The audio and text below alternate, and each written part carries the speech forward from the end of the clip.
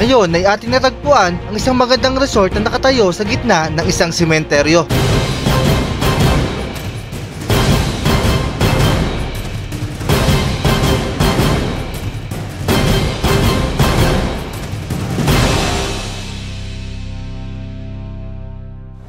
Pumupunta ako sila dito since na nakalat na to na swimming pool. Marami na pong na meron pala dito na tinatago sa malapit sa sementeryo. Sino mag-aakala na sa gitna ng isang sementeryo dito sa bayan ng Taguig ay may isang napakagandang resort na pwede nating puntahan at maging place upang makapag-banding kasama ang buong pamilya o tropa. Pero syempre, bago natin silipin ang resort ay kailangan muna natin magbiyahe ng kulang-kulang 2 oras hanggang sa makarating tayo ng Taguig City. At nung andito na kami sa sinasabing resort ay literal na nasa sementeryo ang inyong dadaanan papasok. Sino ba naman ang mag-aakala na merong isang resort dito at mapakaliwat kanan ay mga puntod ang ating makikita. Pero hindi siya kalayuan sa kanto ng ating pinasukan. At kunting lakad mo lang ay makikita mo na ang isang malaking gate na kung saan ito na ang sinasabing resort. Kaya tara, silipin natin ang ganda ng resort na ito. Ito nga pala ang tinatawag nila na Casa Chufila. At pagpasok nga natin dito ay bubungad sa atin ng isang malaki at malinis na pool nila dito. At meron nga din pala sila ditong maliit na tambayan malapit sa pool. Napakatahimik at masarap magbabad dito, lalo na sa panahon natin ngayon.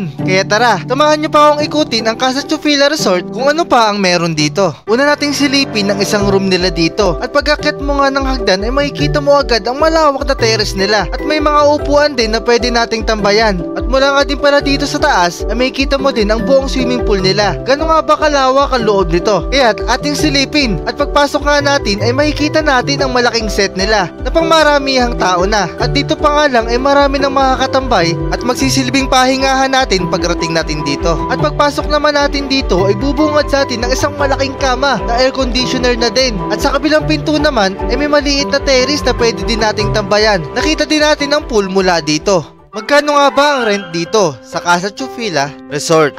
Kung day po, 12,000 po yung 8 hours namin. If night naman po siya is 15,000. 8 hours lang din po yun. Hanggang 10 PM lang po kami ng gabi. At ano nga ba ang exact location nito? Barangay Santa Ana, Tuktukan, Taguig City po.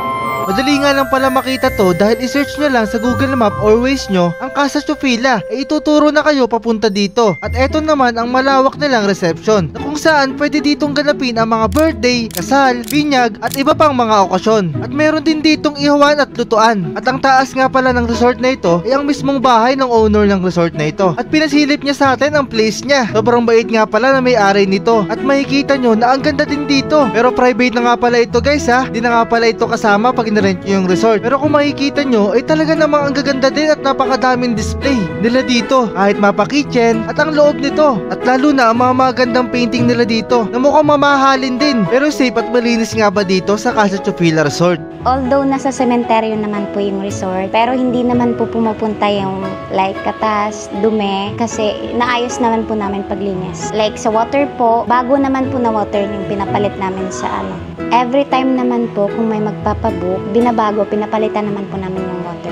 Iniimbitahan ko po kayo dito po sa resort namin, sa Casa Chufila Resort. Yung start ng ano po namin is 9 AM to 10 PM po ng gabi. Lagi naman po kaming open Monday to Sunday.